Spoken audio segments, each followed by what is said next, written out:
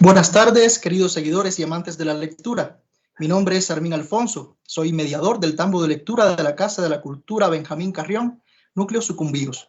Hoy continuamos con nuestro programa de entrevistas, Jueves de Libros, que realizamos con el afán de acercar la lectura a la comunidad desde distintas perspectivas. Hoy, gracias al esfuerzo del Ministerio de Cultura y Patrimonio, el Ministerio de Educación y la Organización de Estados Iberoamericanos, en el marco del Plan Nacional de Lectura y el programa Yo Leo, tenemos el honor de contar con la presencia de Alberto Chimal.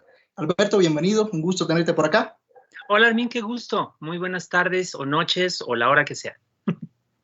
Muy bien, les comento que Alberto Chimal nació en Toluca, México, y si bien inició su carrera de escritor en 1987, hubo un paréntesis en el que se dedicó a estudiar ingeniería en sistemas computacionales en el Instituto Tecnológico y de Estudios Superiores de Monterrey, donde se graduó con honores, por cierto. Con el título en la mano, decidió dedicarse de nuevo completamente a escribir. Se mudó a la Ciudad de México, donde hizo un diplomado en la Escuela de Escritores y en la Sociedad General de Escritores de México, y una maestría en literatura comparada en la Universidad Nacional Autónoma Mexicana. Además de escribir y dedicarse a la enseñanza de la escritura, tiene una vida muy activa en Internet, donde mantiene presentes en los medios, en varios sitios, tiene un blog literario, se mantiene activo en las redes sociales, da cursos en línea y desde el 2016 tiene un canal de YouTube con su esposa, la escritora Raquel Castro. Ha sido reconocido con numerosos premios, tanto en México como internacionalmente. Es un poco una presentación bien breve, porque pudiéramos estar haciendo una presentación mucho más larga. Querido Alberto, todos conocemos al Chimal escritor. Sin embargo, como se mencionó en la presentación, te graduaste de ingeniero en sistemas. Quisiéramos un poco conocer cómo comienza tu relación con la literatura. Primero quizá como lector y luego como ya autor consolidado. Pues mira, la verdad es que la relación con la lectura empezó desde muy pronto, porque yo vivía en una familia numerosa, de esas en las que hay varias generaciones, la abuela, los hijos, los nietos, ¿no? Entonces era muy fácil quedarse solo en una casa tan llena. Podría parecer extraño, pero las personas que vivan en una familia así sabrán que no miento, ¿no? En medio de tanto bullicio, perfectamente puede ser que por ahí un niño no tenga de pronto nadie con quien hablar, y era mi caso. Y una de las formas que encontré de entretenerme fueron justamente los libros que había allí en la casa. Había una biblioteca, pues no muy nutrida ni muy ordenada, pero sí que estaba a mi alcance. Y ahí había lo mismo libros para niños, algunos, que libros para adultos. Y yo tuve la suerte de aprender a leer un poco antes de entrar en la escuela por mi cuenta. Y tuve la ocasión, pues, de que nadie me estimuló, nadie me dijo ponte a leer, pero tampoco nadie me dijo no leas. Y entonces todos esos libros estaban ahí a mi alcance.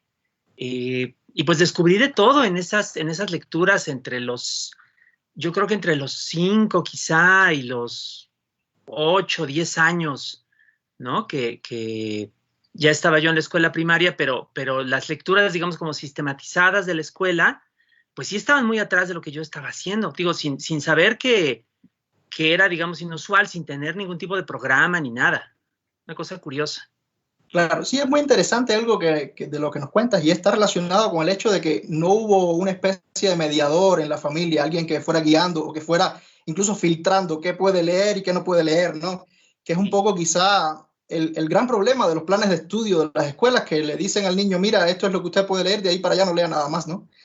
Ha sido eso una experiencia que ya vemos cómo dio buen resultado en un buen lector. O sea, por el contrario de frustrar al lector digamos, con obras que no estaban, digamos, a su alcance, a nivel pedagógico, pudiéramos decir. Sin embargo, tenerlo a su alcance precisamente es lo que potenció la lectura. Muy interesante esa experiencia. Por acá tenemos una pregunta que está relacionada con tu forma de escribir. O sea, tus relatos están compuestos de varias capas narrativas, y eso hace que el lector deba ir más allá de lo que está leyendo. O sea, más allá de lo que está plasmado con palabras textuales, ¿no? Y de ahí que muchas de tus obras requieran de un lector muy atento, un lector curioso, un lector activo, que es lo que también podemos llamar, ¿no?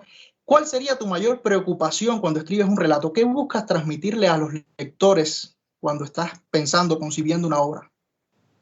Yo creo que, bueno, varía por supuesto de texto en texto, ¿no? Cada uno tendrá sus propias ideas, sus propias tesis sobre tal o cual tema, pero creo que trato en general de invitar a quien está leyendo a tener como esa experiencia conmigo de descubrir un poco más de lo que parece. Creo que para mí eso es muy importante.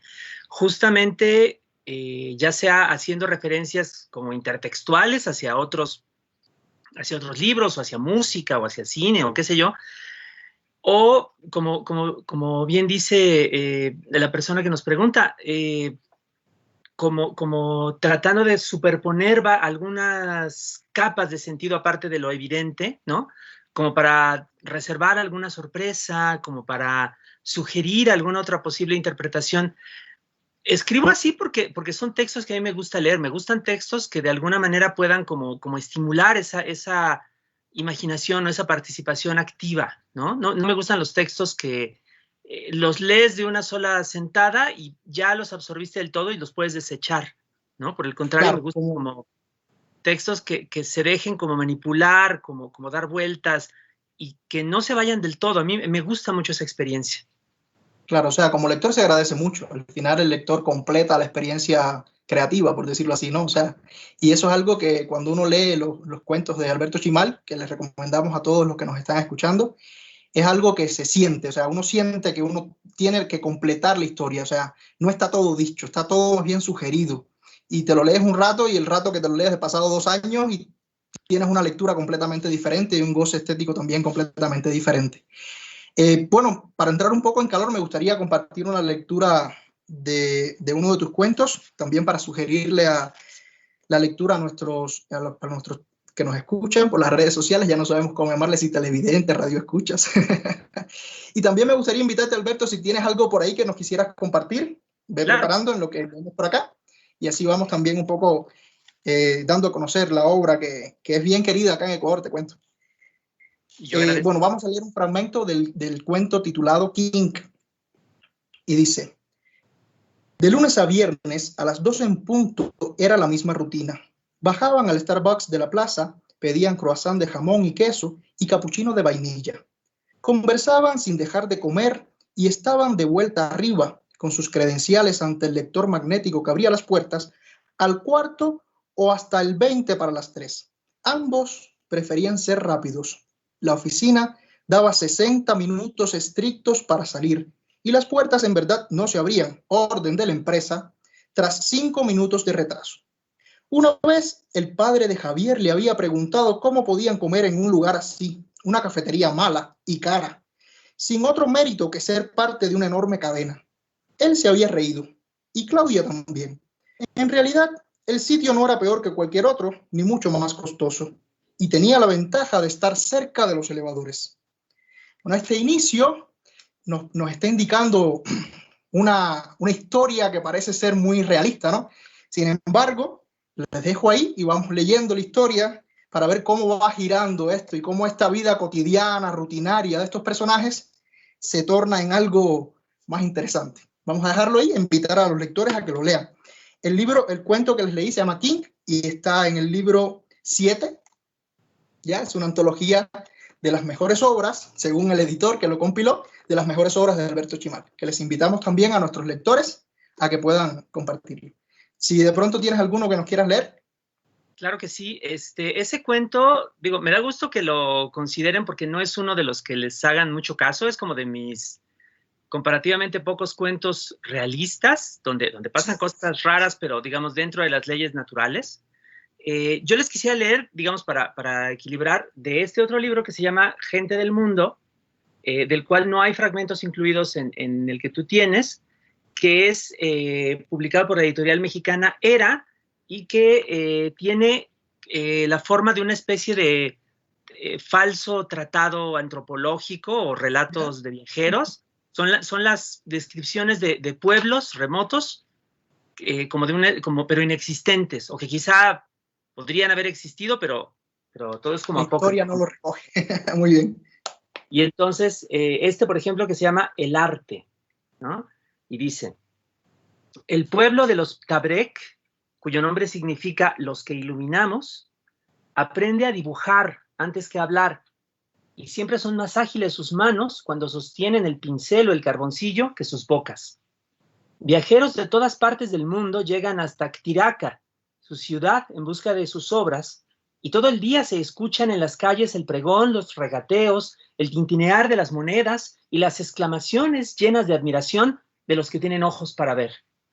Entre los Ptabrek, los vanidosos mandan pintar bellos espejos falsos que día a día suavizan los cambios de la edad y el infortunio. Los decretos de los gobernantes no tienen una sola palabra escrita y así todo el mundo los comprende. Las parejas se trazan en los cuerpos hermosos paisajes efímeros que desaparecen con los primeros sudores.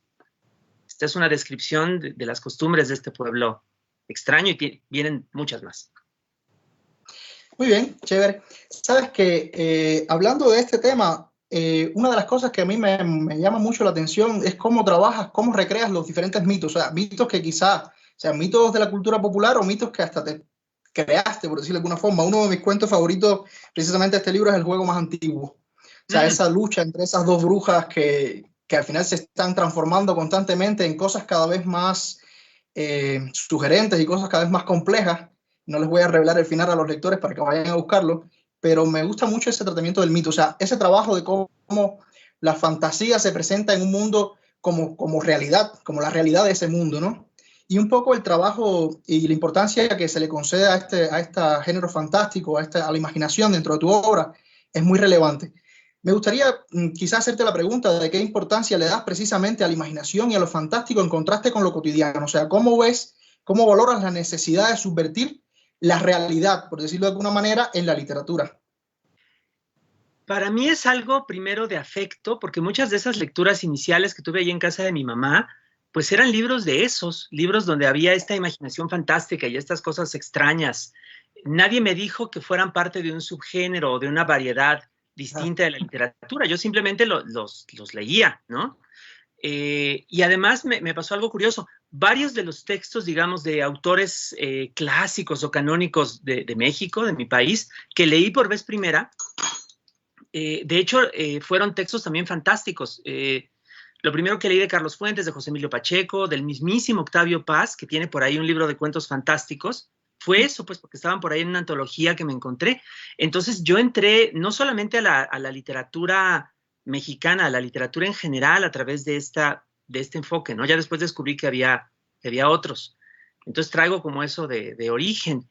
Y ya pensándolo, digamos, como parte de mi propia propuesta, de mi propio interés de trabajo, pues yo creo que todas estas formas de la imaginación fantástica pueden iluminar de alguna manera experiencias de los seres humanos que quizá no se verían tan claras en otros géneros, ¿no? Sobre todo cosas de nuestro interior, de nuestros deseos, de nuestros miedos. Y yo creo además que perfectamente lo fantástico puede injertarse o puede engranarse con lo cotidiano. De hecho, incluso diría que funciona más lo fantástico cuando de alguna manera está anclado o basado pues en un entorno cotidiano, un entorno que después se rompe o se transforma, ¿no? Y provoca algún tipo de sorpresa, de crisis, de algo, ¿no? De efecto en los personajes y en quien está leyendo. Claro, o sea, hay muchos tipos de lectores, ¿no? Pero recientemente me he topado con muchos lectores que me dicen que lo que buscan en la literatura precisamente es salirse de su cotidianidad, salirse de lo que conocen, o sea, algo que me sorprenda, algo que me saque de mi zona habitual, por decirlo así, ¿no? Mira, hablabas algo relacionado con un poco con precisamente estas especies de subgéneros narrativos, ¿no? Que muchas veces la literatura, podemos decir que incluso han menospreciado, no solo los teóricos, también las editoriales, ponte, o sea, en los días de hoy, ¿consideras que la salud de ese tipo de literatura, en qué estado crees que está? O sea, ¿crees que se mantiene esa visión como una literatura menor o como una literatura, digamos, de más popular, por decirlo de alguna forma? ¿O crees que ya ha logrado el puesto que merece dentro de la literatura en general, no? Yo creo que siguen existiendo prejuicios, desgraciadamente, y más en países pues como los nuestros, los de América Latina, que tienen de pronto una relación muy peculiar con la imaginación, ¿no? Con este tipo de invenciones, pues que no es de hoy ni de ayer, sino de los tiempos de la colonia. ¿no? Que había, digamos, una especie de control pues muy autoritario del pensamiento, del cual heredamos actitudes que de pronto son incluso perjudiciales, ya no digamos prejuiciosas. Por otra parte, me llama mucho la atención, sobre todo en años recientes, que la imaginación fantástica se ha abierto camino incluso más allá de los confines de un subgénero, simplemente porque aparece en muchas otras obras populares, populares y no, pero en muchas obras populares que no están etiquetadas así y que sin embargo utilizan esta imaginación, estos postulados de la narrativa fantástica sin ningún empacho y sin ningún pudor. O sea, desde las series de comedia que de pronto tienen un episodio donde un personaje viaja en el tiempo o cree soñar su vida entera otra vez de otra manera, hasta pues muchas de las películas populares, taquilleras, que tienen infracciones grandes y pequeñas a lo que llamamos lo real o la realidad consensuada o compartida. Es simplemente que no vienen etiquetadas de esa manera. Y ahora, bueno, en años recientes también, pues en América Latina ha habido, me parece, como una especie de resurgimiento o de revisibilización. Se ha vuelto a ser más visible como esa imaginación fantástica que tuvo grandes clásicos en el siglo XX, ¿no? Como Borges, como el mismísimo Gabriel García Márquez. Ahora, pues, por ejemplo, Mariana Enríquez, ¿no? Samantha Schweblin, Mónica Ojeda, Bernardo Esquinca.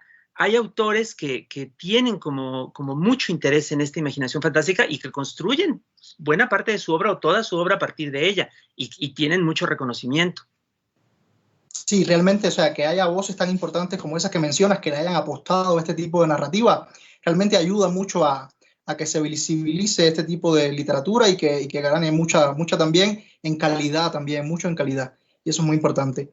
Mira, cuando uno escucha, o sea, trabajo a veces en una editorial también, ¿no? Y cuando uno escucha y dice, mira, una antología de latinoamericana, además, o hispanoamericana, de fantasía o de terror, tiene que estar un cuento de Alberto Chimal, sí o sí. ¿Consideras que de alguna medida te han encasillado o te puedan encasillar? Porque escribes de todo, escribes muy variado. Y yo siento, desde mi experiencia también como lector, que siempre veo a Alberto Chimal en este tipo de antologías. ¿Crees que te han encasillado un poco? ¿Te molesta? ¿Te agrada? ¿Qué tal?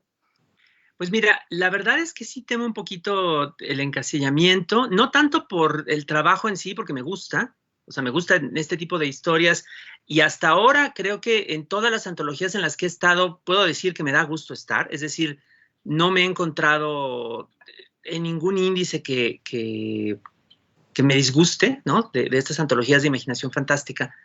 Pero sí creo que puede ser un problema la etiqueta, o sea, muchas personas en muchos lugares de los países hispanoamericanos escuchan literatura fantástica o narrativa fantástica y piensan en algo como Harry Potter o como Juego de Tronos, ¿no? Si acaso, ¿no?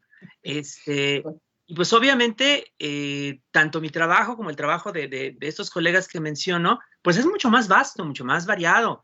No todo es así. Hay gente que escribe, digamos, como dentro de esas líneas, ¿no? De lo muy conocido, pero también hay muchísimas otras posibilidades. Esa es la parte, digamos, que me preocupa, que nuestro trabajo pudiera ser percibido como algo muy limitado, cuando en realidad no lo es, cuando basta asomarse a él para darse cuenta, de hecho, de que pues la narrativa hispanoamericana que utiliza esta imaginación fantástica es muy diferente de lo que se produce en otros países, en otras lenguas, y de hecho tiene también relaciones como más cercanas, va hasta incluso a la propia realidad cotidiana, la realidad política, la actualidad de nuestros países.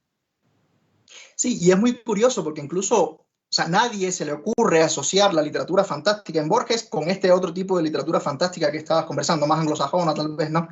En ese sentido. Mira, una de las cosas que tengo por acá, déjame ver si tengo acá, precisamente acá en Ecuador está publicado este libro por Editorial El Conejo, La ciudad imaginada. O sea, aquí hay un cuento que también está en esta otra antología, que es Manuel y Lorenzo, que es un cuento que a mí me encanta. Es un cuento, además, muy macabro, por decir así, muy torcido en la psicología de los personajes. A mí me encantó ese cuento. Y es un cuento que se distancia, digamos, de esta casilla, o sea, es un cuento completamente fuera de estos registros, ¿no? Entonces, déjame ver, por acá me escribieron alguna pregunta, ¿no? ¿Vamos bien con la entrevista entonces?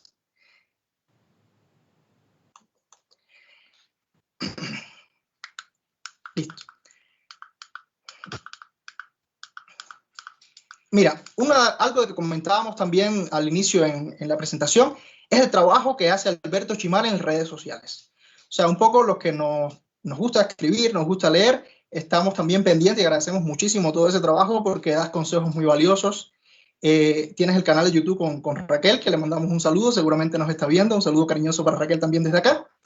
Y entonces, bueno, nos gustaría saber por qué decidiste realizar este trabajo, estas actividades a través de Internet, cómo empezó todo, cómo te ha ido, qué tal, cuál ha sido la reacción del público, toda esa comunidad que tienes, que sabemos que te sigue en redes sociales. Pues mira, yo empecé un poco por experimentar y empecé de cierta manera incluso antes de que existiera acceso multitudinario a Internet. Cuando era adolescente me interesaba todo este asunto de la informática, me parecía, de hecho, bueno, un poco una cosa de ciencia ficción, ¿no? Había visto 2001, Odisea del Espacio, había visto Blade Runner, ¿no? Me imaginaba yo como este futuro lleno ahí de replicantes y de computadoras inteligentes. No era yo de una familia muy acomodada, más bien al contrario, pero me pudieron conseguir cuando era adolescente una computadora muy sencilla, casi que de segunda mano, muy básica, y ahí empecé a ver como pues las posibilidades de estas herramientas, ¿no? Y en otros aparatos a los que tuve acceso posteriormente, pues empecé a ver cosas como el hipertexto, como las primeras funciones de conectividad a redes antes de que se hiciera la red mundial allá por los años 90. Primero no sabía muy bien como qué hacer con eso, pero pues a medida que pasaba el tiempo se me ocurrió que se podían hacer, digamos, como invenciones, como más por el lado creativo que únicamente, o sea, hacer un programa de cuentas o hacer un programa administrativo, que era un poco, pues también las ideas que estaban pues en la universidad cuando yo estaba en eso.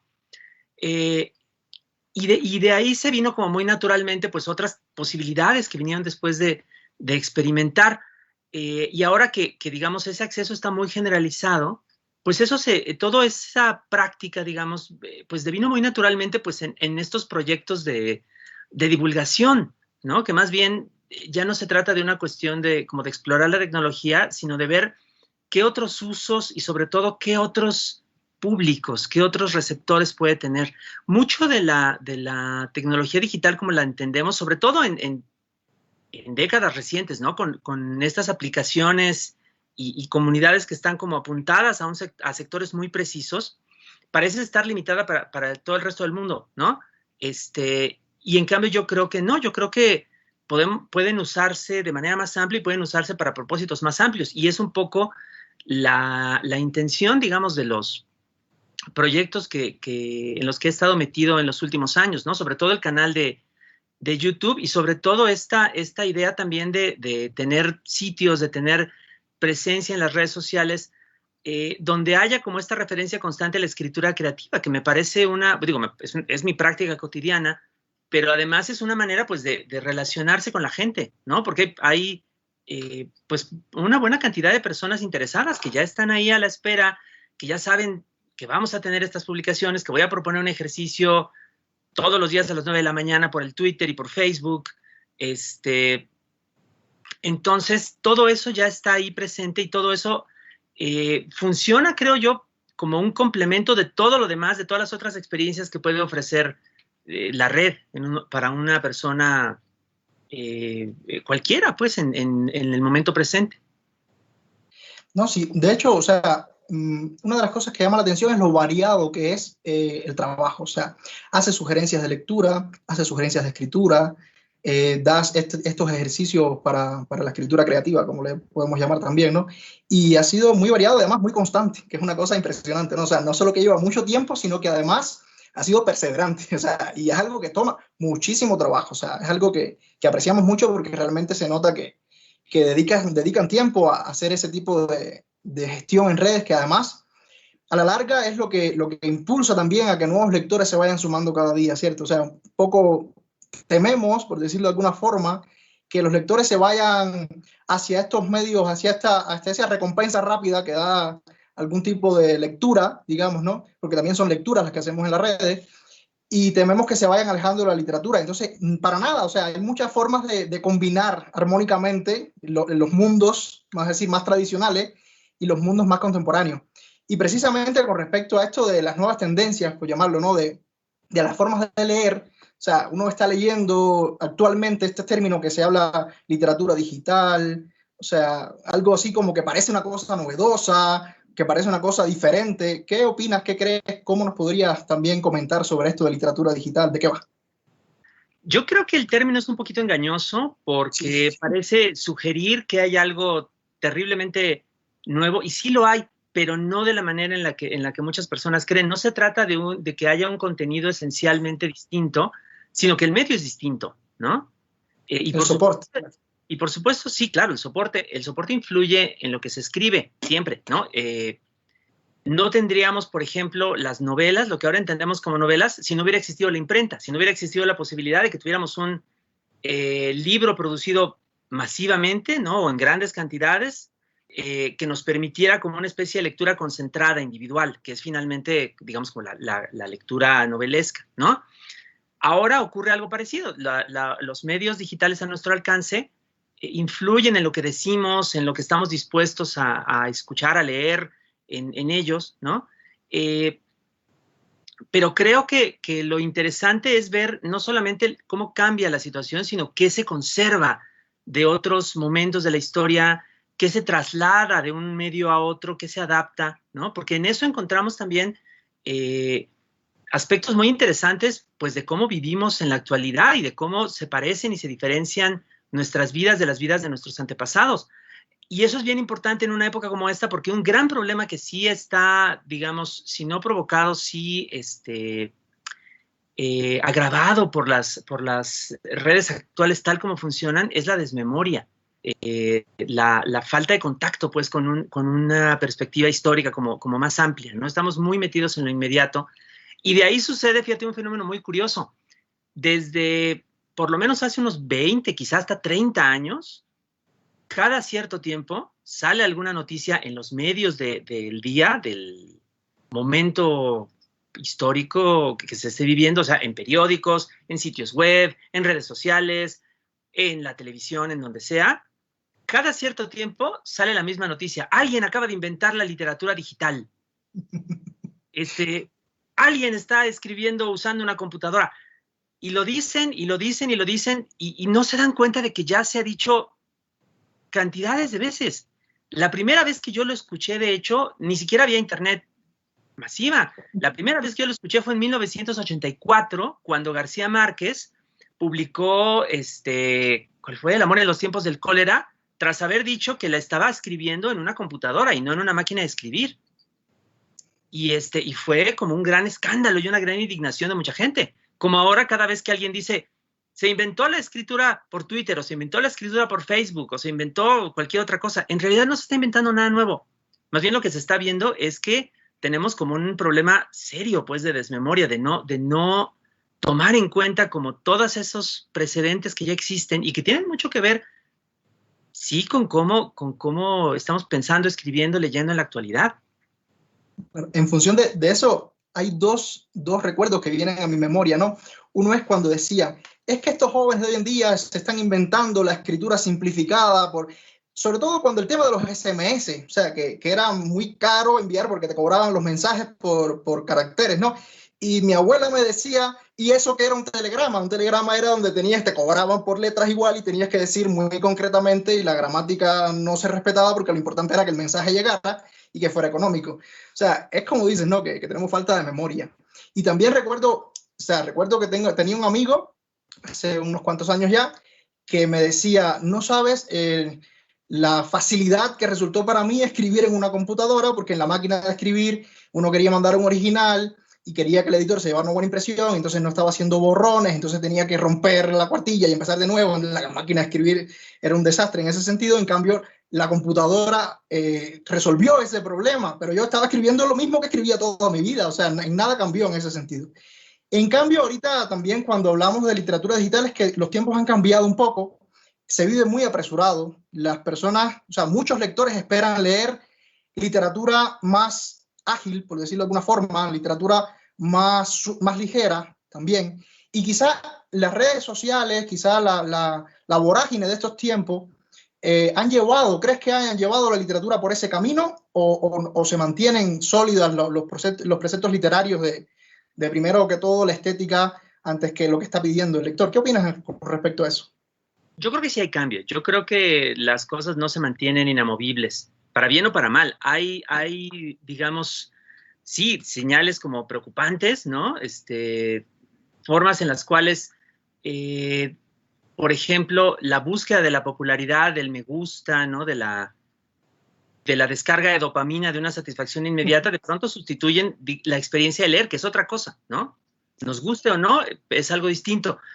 Y por otra parte también hay otras formas de relación, de participación, de contacto con la escritura y con la lectura que están facilitadas por las plataformas digitales y que sí son positivas. O sea, yo creo que no sé cuál va a ser el balance al final, pero creo que sí hay tanto efectos negativos como efectos positivos de este cambio que estamos viviendo. Por ejemplo, creo que algo que se ha vuelto interesante con el paso de los años es que más personas, creo yo, de las que habría habido hace una o dos generaciones, se están animando a acercarse a la escritura, incluso a la escritura creativa, incluso cuando no son o no quieren ser escritores profesionales.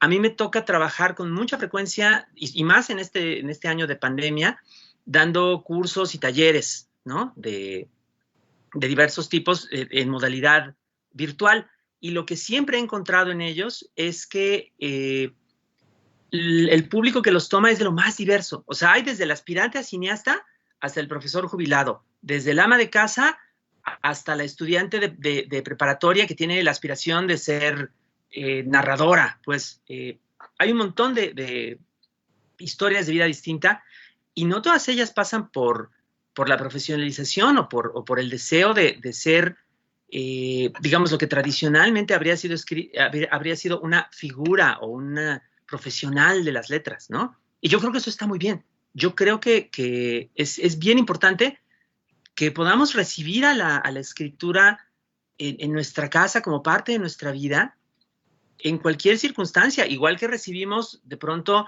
pues el gusto de salir a jugar fútbol aunque no seamos Messi, ¿no? O el gusto de tocar la guitarra aunque no vayamos a ser músicos profesionales. ¿Por qué no? ¿Por qué no integrar esa actividad creativa, esa actividad lúdica en la vida? Claro. Mira, con respecto a las nuevas tecnologías, digamos, a las redes, a la inmediatez de la información, hay varios aspectos, 3 aspectos, por decir así, que a mí me llama mucho la atención a partir de lo que estabas conversando, ¿no? Uno es la posibilidad de que la literatura llegue más rápido a más gente, porque como hay estos formatos digitales, ¿no? O sea, la distribución que podía hacer una gran editorial antiguamente, hoy día, pues a través de un formato electrónico, las editoriales ya están creyendo, y la pandemia ha impulsado muchísimo esto, ya están creyendo en el formato electrónico y eso permite que esté al alcance de muchas más personas. Y no vamos a entrar en ese tema, pero incluso hasta un poco más barato, ¿ya? Eso por una parte. Por otra parte, la publicidad, o sea, la posibilidad de hacer publicidad, que en estos momentos, a partir de las posibilidades que nos dan las redes sociales, que nos da Internet, está teniendo posibilidad de difundir su obra, tanto el que accedió a una gran editorial, a una pequeña editorial, como el que autopublicó su libro, digamos, con todos los matices positivos o negativos que pueda tener eso, ¿no?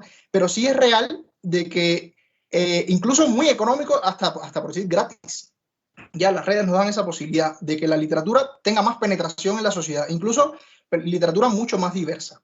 Y el otro aspecto que me llama mucho la atención, ya desde el plano de creador, es la facilidad a la hora de investigar. O sea, no es lo mismo cuando no había Internet, que era horas y horas en una biblioteca buscando un libro que si no estaba en esta lo encuentras en la otra. Y hoy día, al proceso de escritura, al proceso de investigación que surge de la escritura, pues se facilita un poco, ¿ya? En este sentido, ¿por qué? Porque las nuevas tecnologías nos permiten acceder a mucha más información, la información de la humanidad, ¿no? Igual siempre habrá información que hay que salir a buscar en el físico porque no se encuentra, pero definitivamente sí es mucho más fácil. O sea, un libro que antes estaba solo en la Universidad de México, en la biblioteca de la universidad, pues ahorita capaz que ya la biblioteca lo digitalizó y lo tiene disponible, como han hecho muchas universidades, ¿no? Entonces sí, los tiempos han cambiado para la literatura, o sea, no solo para el lector, también para el creador, ¿no? Y es innegable. Y es precisamente la pandemia, o sea, este aislamiento, esta dificultad para ir a movilizarse a las librerías, que a algunas les ha ido muy bien en función de cómo hayan sabido manejar esta crisis, ¿no?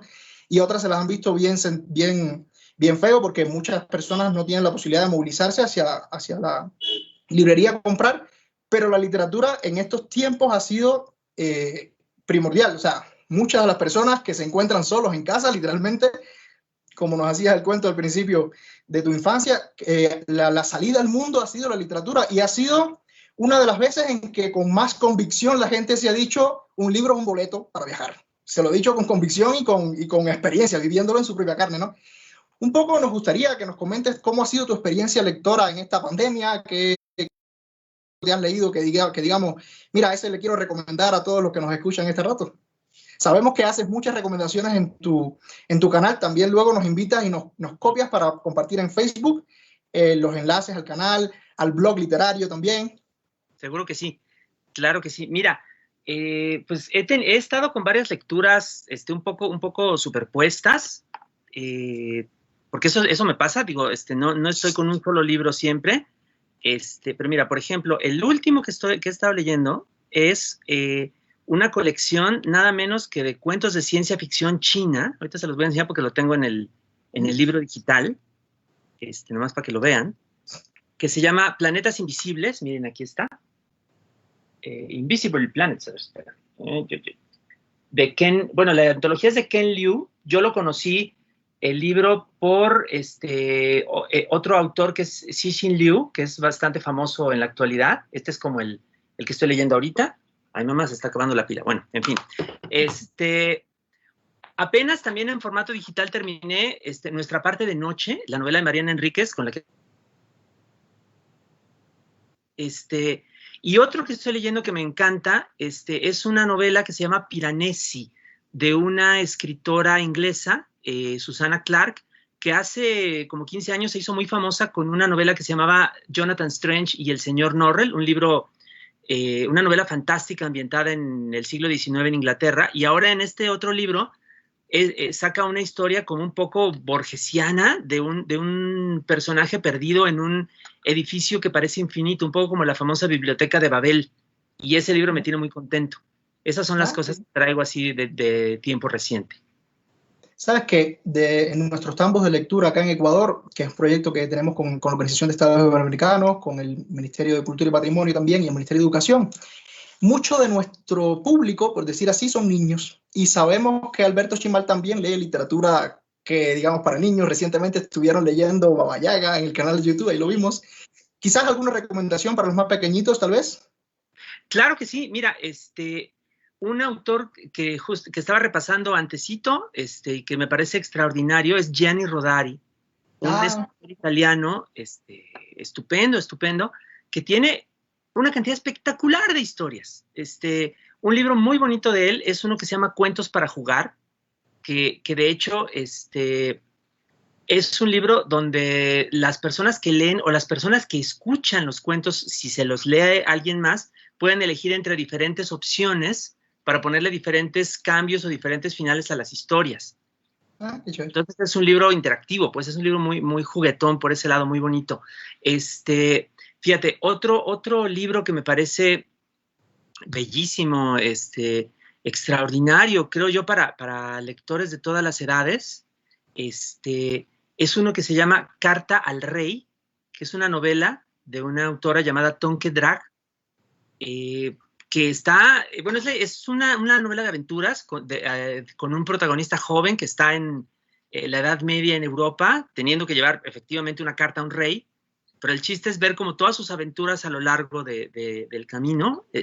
Es un libro muy bonito, muy conmovedor. Y fíjate, otro como del mismo ambiente, pero de otra cultura enteramente, también creo yo que para lectores de todas las edades, es una novela que se llama Aulilla, de Verónica Murguía, una escritora mexicana, donde la protagonista es una muchacha, pero una muchacha árabe, que vive en medio del desierto, allá en los primeros años del Islam, ¿no? Y es una historia, pues al mismo tiempo de aprendizaje, de crecimiento, porque esta muchacha, pues conoce el mundo, empieza a madurar, empieza a descubrir lo que hay a su alrededor, pero además es una historia fantástica, porque se encuentra como a toda clase de seres mágicos y de fenómenos misteriosos, también pues de la tradición no europea, que es la que conocemos más, sino la del Islam. Y es una cosa bien bonita. Bien, qué chévere, ¿no? O sea, una escritora mexicana escribiendo del Islam. Precisamente estábamos hablando recién de las posibilidades de investigar que nos puede dar los tiempos actuales, ¿no? Qué chévere es, ciertamente, ¿no? No, Mira, por acá tenemos una pregunta. Tenemos una pregunta de algún oyente. Adriana Rodríguez nos pregunta, una pregunta muy interesante, porque además está muy en el contexto de lo que estamos haciendo ahorita. Nos dice, ¿crees que la creciente presencia de la virtualidad en los eventos literarios debe quedarse o debe reducirse a partir de este tiempo de pandemia, ¿no? O sea, ¿qué opinas, no? ¿Cómo has visto los eventos literarios en la virtualidad? Yo creo, Adriana, que sí debe quedarse esta opción de lo virtual.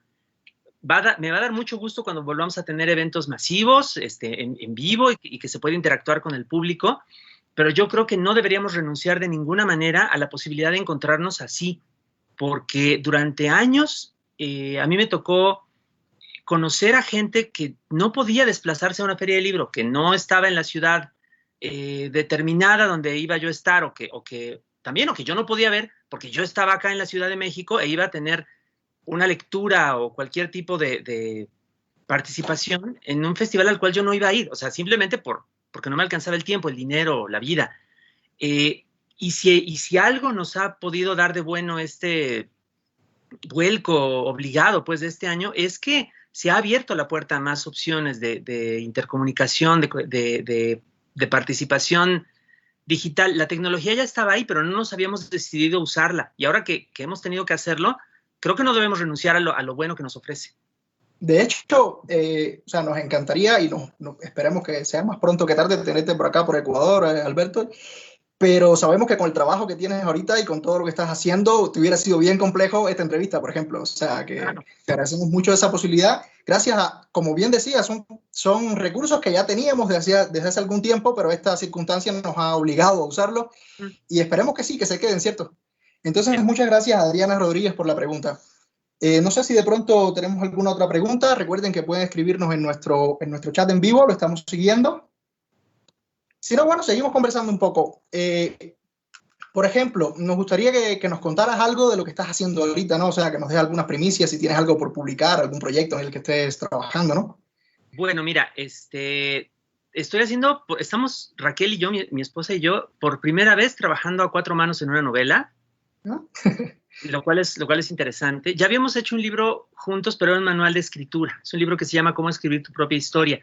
Pero ahora estamos haciendo una novela que tiene que ver con la Ciudad de México, que tiene que ver con leyendas urbanas, y que además está pensado para niños.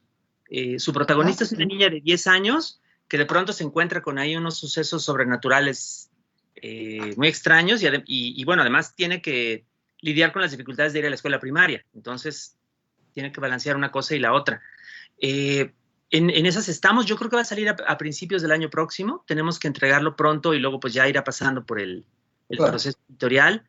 Si todo sale bien, antes de fin de año sale un libro mío en solitario de microrrelatos, de minificción, con un personaje que de hecho lo introduje en las redes primero, en Twitter.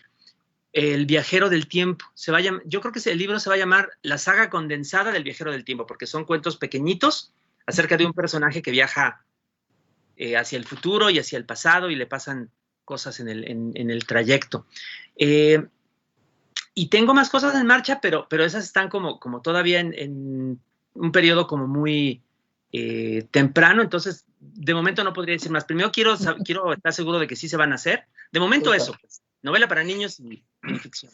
Sabes que, bueno, invitar mucho a los que nos están escuchando, a nuestros seguidores también, que seguramente verán esta entrevista después, lo que nos pudieron ver ahora, a que sigan las redes sociales de Alberto Chimal, porque en sus redes, en su literario, comparte muchas primicias. Ojo, aunque a veces a las editoriales no les gusta que los autores estén adelantando un cuento o algo así, pero sí podemos obtener muchas primicias en las redes de Alberto. Bueno, ya ese personaje que nos está adelantando, seguramente los que te han seguido de siempre ya están familiarizados con él también y están esperando ansiosos que salga ese libro. Tenemos otra pregunta por acá. Dice, Wiz Mas pide que le mencionen nuevamente a la autora inglesa al estilo borgiana. La autora es Susanna Clarke. Y la otra novela que tiene, que es una maravilla, que te la recomiendo encarecidísimamente, es Jonathan Strange y el señor Norrell, que es un libro maravilloso. Ahí está. Muy bien. Bueno, en lo que nos llega alguna otra pregunta, me gustaría hacerte una pregunta sobre algo que dijiste. O sea, yo personalmente, y disculpa mi ignorancia si fuera el caso, no conozco literatura escrita para niños de Alberto Chimal. O sea, ¿es tu primera experiencia o ya te habías aventurado antes? No, sí tengo.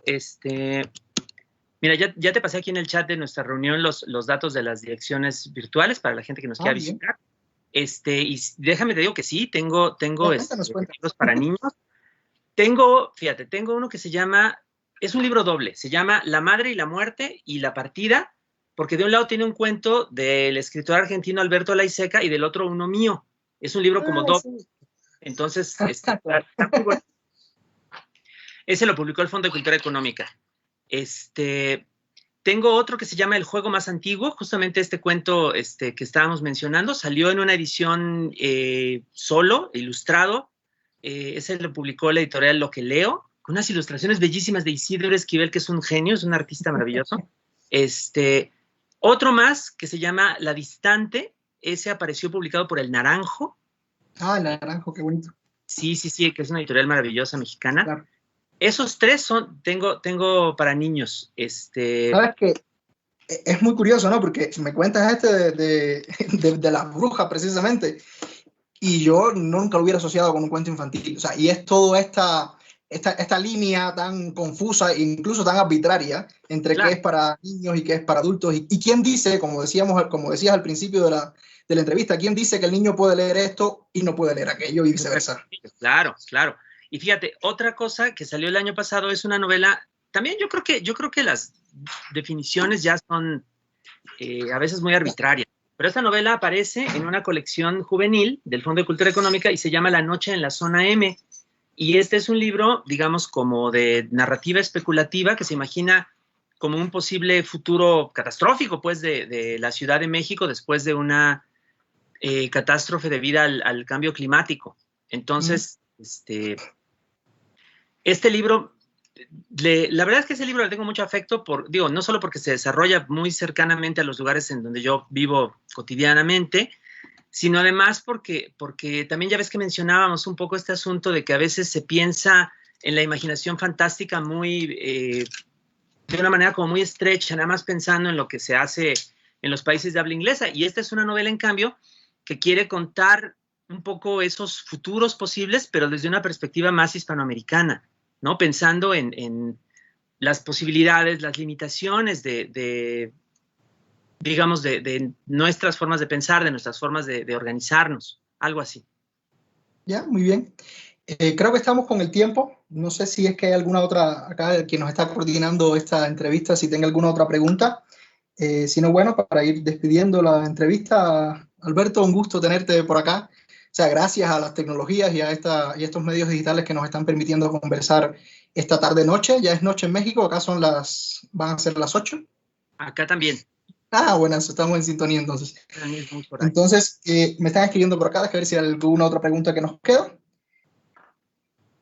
Ya, bueno, entonces, no sé si de pronto quieras compartir algo con nuestros lectores. Como te decía, este proyecto está dirigido fundamentalmente al público ecuatoriano, aunque es un proyecto que llega a todos los países de Hispanoamérica. Creo que por ahí nos están visitando también algunas personas de otros países fuera del Ecuador. Y entonces tal vez si quisieras compartir algo especial, algún mensaje que nos quieras dejar antes de despedirnos y por si acaso entra alguna otra preguntita. Claro que sí. Bueno, primero que nada, muchas gracias a ti, Armin, muchas gracias a todas las personas que organizaron este evento virtual. Yo les invito a las personas que nos están viendo a que le den una oportunidad a todas estas nuevas historias que se están escribiendo en nuestros países, que son más de las que parecen y que ahora son más accesibles de lo que nunca antes fueron, precisamente gracias a las nuevas tecnologías. No solamente al libro digital, hay un montón de publicaciones, hay un montón de sitios donde se ofrecen historias, donde se ofrecen textos igual clásicos que modernos y que ahora están muy a nuestro alcance y donde hay siempre algo que nos puede sorprender, algo que nos puede fascinar, algo que nos puede incluso persuadir de que la lectura es algo más de lo que creemos. Y esa es una gran experiencia de la vida. Yo tengo un sitio digo, además del canal de YouTube, que es Alberto y Raquel, donde mi esposa y yo recomendamos textos y leemos en voz alta y hacemos un montón de cosas. También damos consejos de escritura. Además de eso, tengo un sitio que se llama lashistorias.com.mx, donde publico tanto ejercicios de escritura, ¿no? Recomendaciones, retos creativos, como una antología de cuento. Llevo 15 años haciendo esa antología de cuento.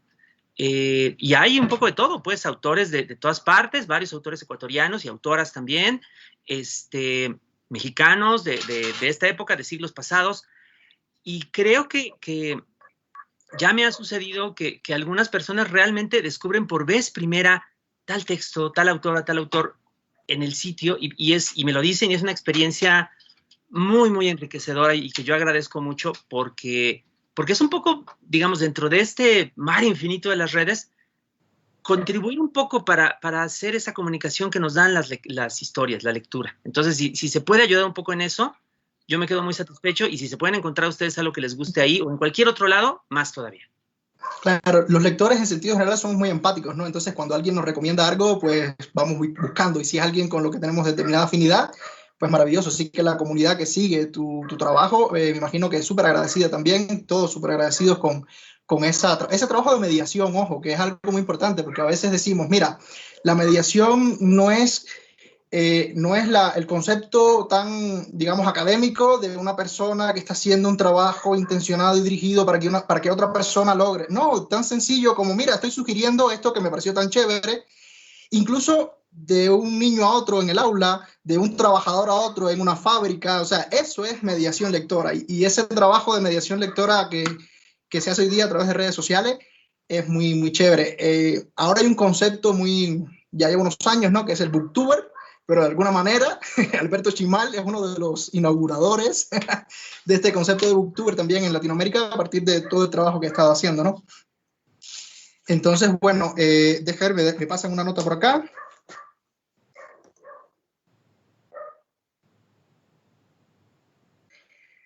Una pregunta muy interesante que me hacen acá. Dice, sin pretender dar una fórmula, quisieran preguntar qué cabe y qué no cabe en la minificción o en la microficción.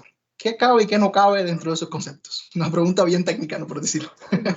Ok, a ver, yo creo que nos podríamos pasar un semestre platicando de esto en un seminario, pero así, rapidísimo, fíjate, 3 cosas que no caben en la minificción,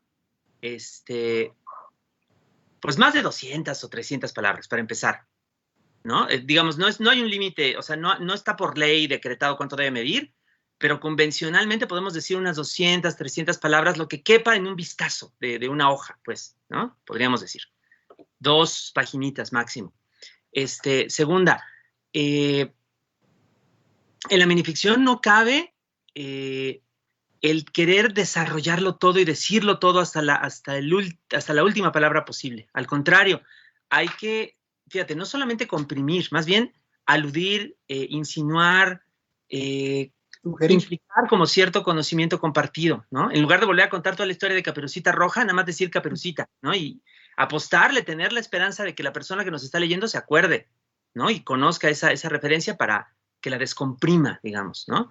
Y tercero, en la minificción creo que tampoco cabe la digresión, o sea, como el irse por las ramas, ¿no? Eso está muy bien en una novela e incluso en ciertas variedades de cuentos, pero la minificción sí creo que tiene que ir al punto, simplemente porque no hay espacio para más, ¿no? Esas son como 3 consideraciones así muy básicas.